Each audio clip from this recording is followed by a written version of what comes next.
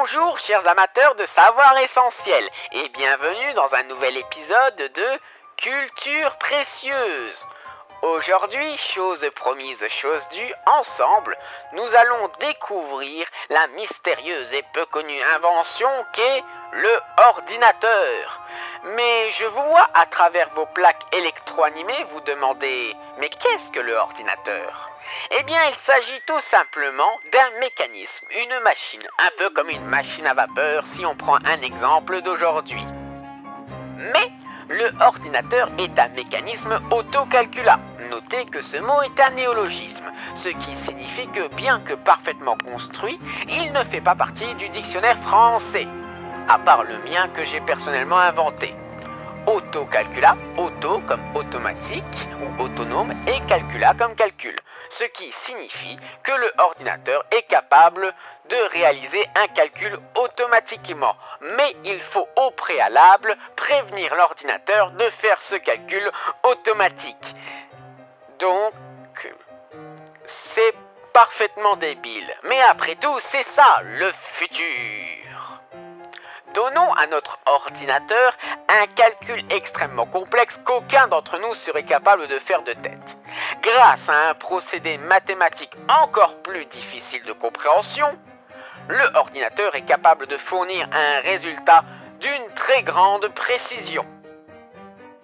On peut donc comparer le ordinateur à un boulier. Mais on peut faire plein de choses bien avec un ordinateur. Avec un ordinateur, on peut aller sur Internet. Ah, Internet, quelle magnifique invention. Invention que j'ai parlé dans ma précédente émission. Avec un ordinateur, on peut lire ou écrire un texte. Avec un ordinateur, on peut gérer ses comptes. Et on peut même, avec un ordinateur, jouer à des jeux électroniques d'un très grand réalisme. Et ce que 95% de la population mondiale fait avec un ordinateur, on peut regarder Culture précieuse.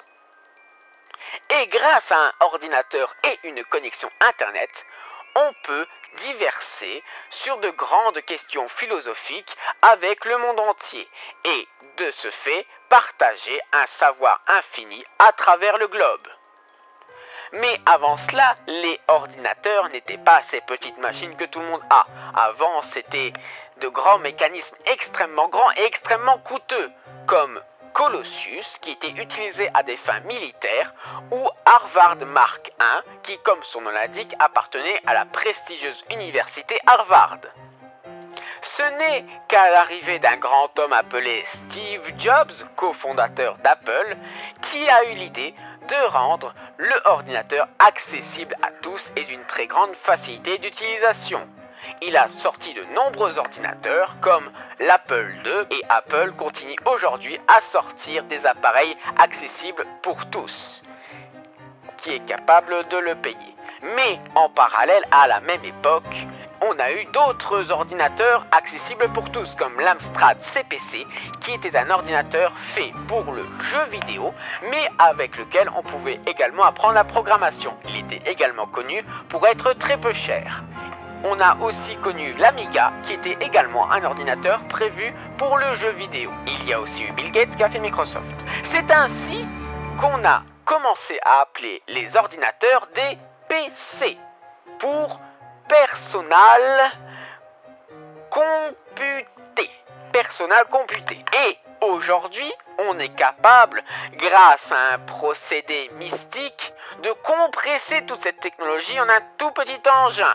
On peut également appeler ça de la magie noire, fait qui est encore inconnu de nos chers ingénieurs français. C'est tout ça, le monde extrêmement simple du ordinateur.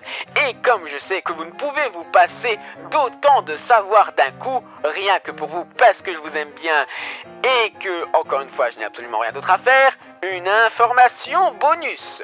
Lorsqu'un ordinateur rencontre un problème, on dit qu'il a un bug. Eh bien, ce mot a une petite histoire. Dans le temps où les ordinateurs étaient des grosses machines, ils utilisaient des tubes à vide. Et alors qu'un technicien faisait un calcul avec un ordinateur, il voyait que le résultat était tout le temps faux. En examinant le ordinateur, il a vu qu'un insecte s'était introduit dans ces fameux tube à vide, provoquant ainsi des dysfonctionnements. Et la personne qui était anglophone a crié « It's a bug ». Bug, comprenez, insecte. Et cette information, je la tire de ma grande encyclopédie sur le savoir essentiel que n'importe qui devrait avoir, encyclopédie que j'ai inventée et imprimée à un seul exemplaire, qui fait partie de ma grande bibliothèque contenant la quasi-totalité du savoir humain. Eh bien, je vous dis au revoir et à bientôt pour une nouvelle émission de Culture Précieuse.